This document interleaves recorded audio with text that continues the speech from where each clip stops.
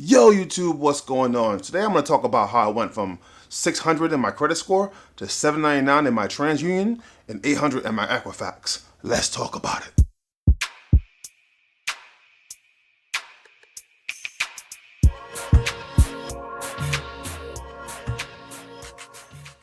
Yo YouTube, what's going on? Today we're going to talk about my credit score and how I took it from the dumpster into where it's at today. Yo, I'm going to tell you right now, my credit score was craps, y'all. Wasn't good. No way. It needed help. I needed help. If you have not done so, please make it a priority to like, comment, and subscribe. I post content like this every single day. Let's get into this. Let me tell you guys some facts.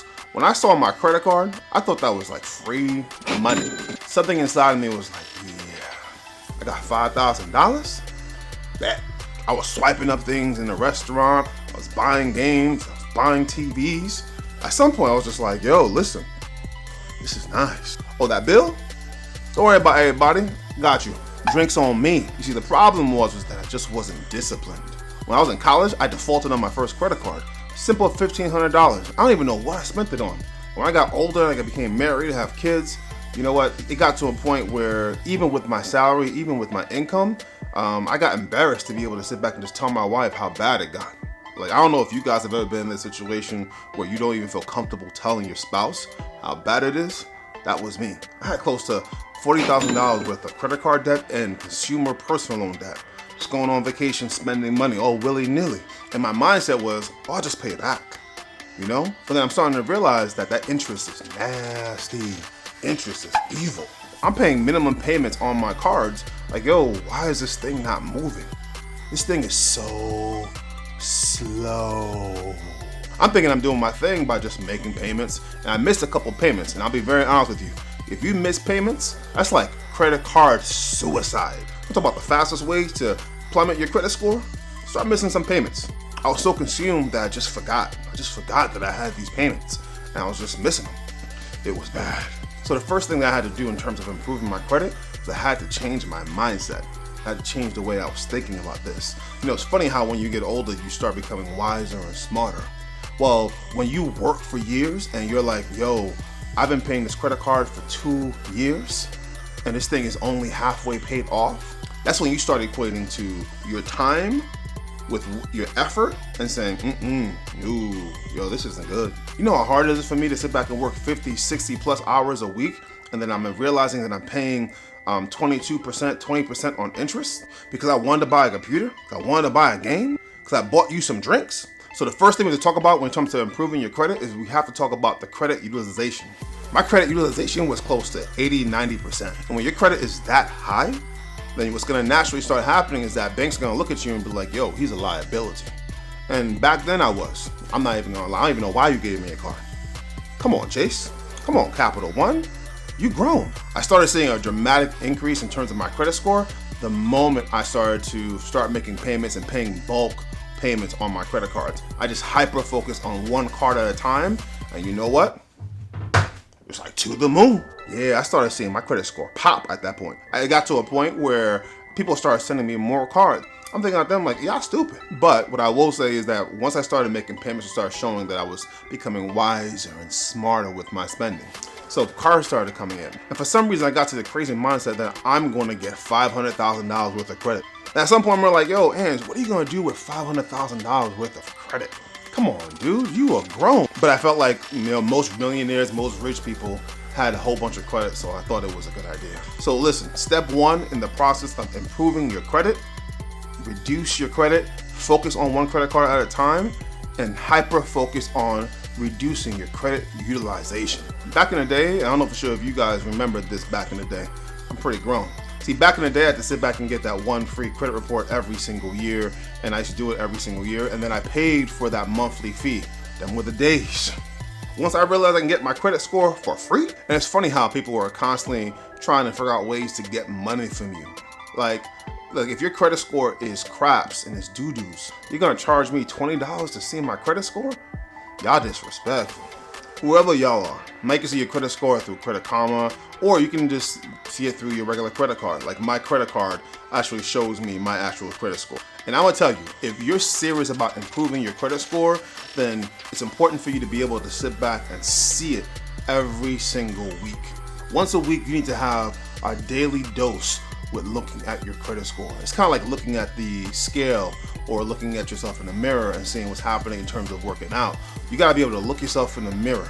You gotta look at that credit score in the face and be like, you're not good, but I'm gonna get it. You have a weekly pep talk with yourself and say, I'm going to accomplish this thing. And I'll be serious, like as a man, for me to look at my wife in the face and look at my family and say, man, I'm not doing good.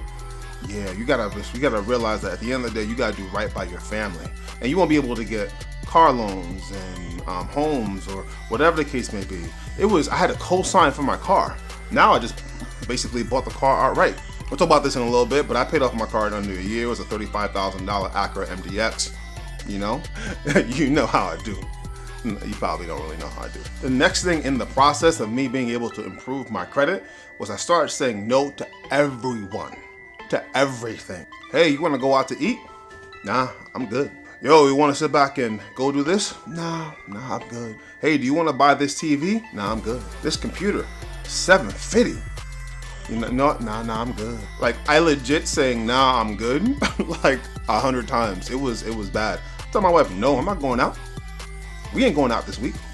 What do you think this is? Think money grows on trees?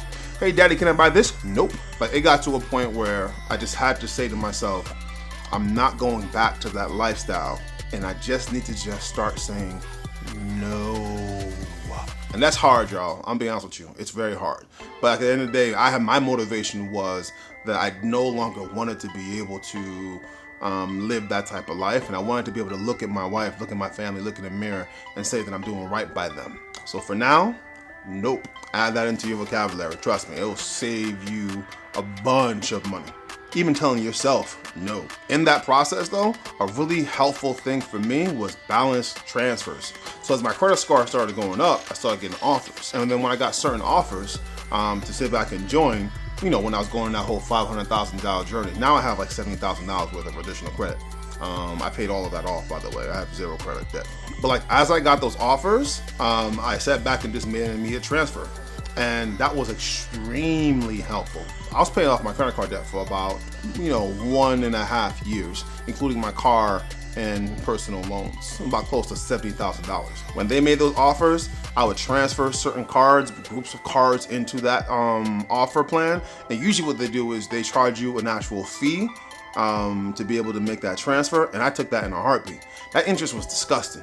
And when you have high interest and you're paying a whole bunch of minimum payments on stuff, and then being able to sit back and put all of those cards into an interest-free payment, that helped me out a lot. I'm being real. So if you have the opportunity to do a balance transfer, really consider it though. You gotta make sure that if you're paying it off in the bulk, if you're paying it off really, really fast, then just doing a balance transfer just makes no sense. But if you know that it's gonna take you 12 to 18 months to be able to pay off one particular card, and you're taking your time, hyper focusing on one at a time, well, then it might be a good idea for you to do a balance transfer, put them all in, and usually they'll offer you 12 to 18 months. And I actually had one for 18 months, which was huge. And then at some point with one of my cards, I transferred my car balance into that. So I basically owned my car outright. And then after I sat back and transferred my car payment to that, I owned my car outright. And then I just paid off the payments in under 12 months. And that was huge for me. So if you're getting those offers, if you have the option for a balance transfer and you've mapped out your plan, you gotta plan this thing out, yo. You gotta get focused.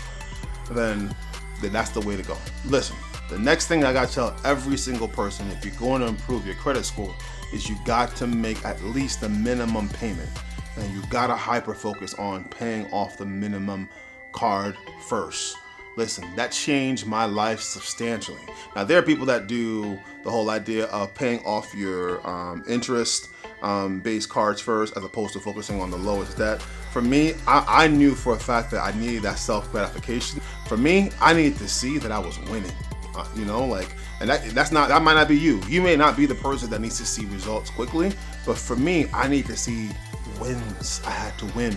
So when I had my $1,000 credit card, when I saw that thing go down to zero, I treated myself to a dinner. $50 dinner, family and I went out. I had to celebrate because it was a win. After that, went to my $5,000 credit card. After I paid that thing off, I sat back and celebrated. Spent $100 for my family and I to go do something. It was fun. It was good. I gave myself a win. It got to a point where I was basically setting myself up for the wins once I got to a point.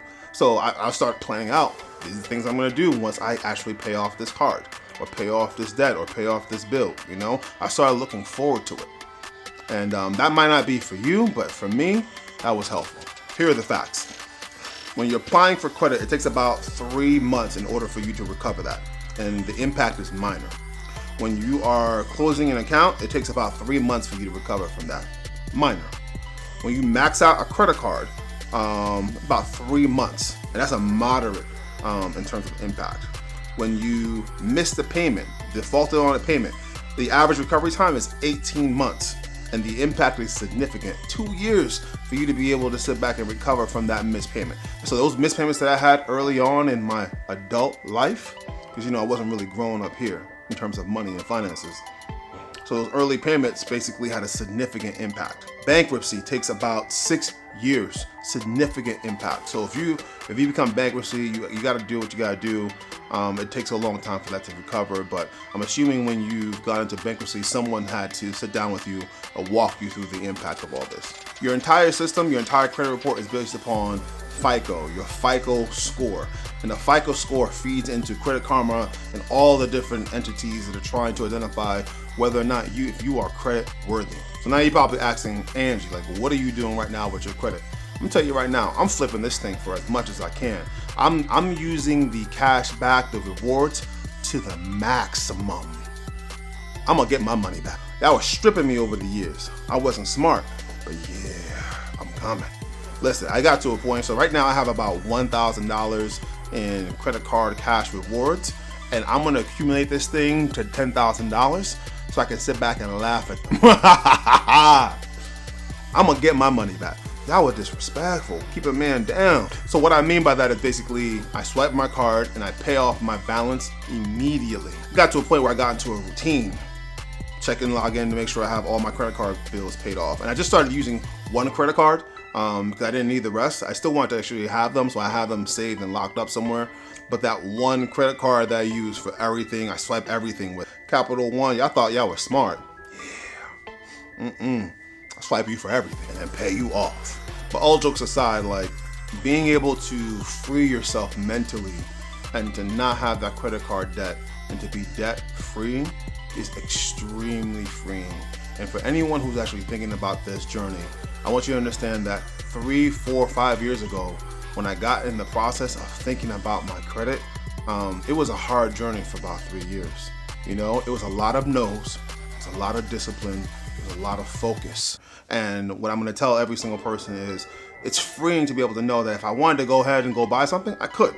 All right, hope this video was beneficial for you. It was refreshing for me to have to sort of recant and go back and think about my history with credit because it gave me perspective. And hopefully that you can take this perspective and apply it for yourself and get debt free. With that being said, you ready? Let's do this. Get hungry, get motivated, get focused, go get it.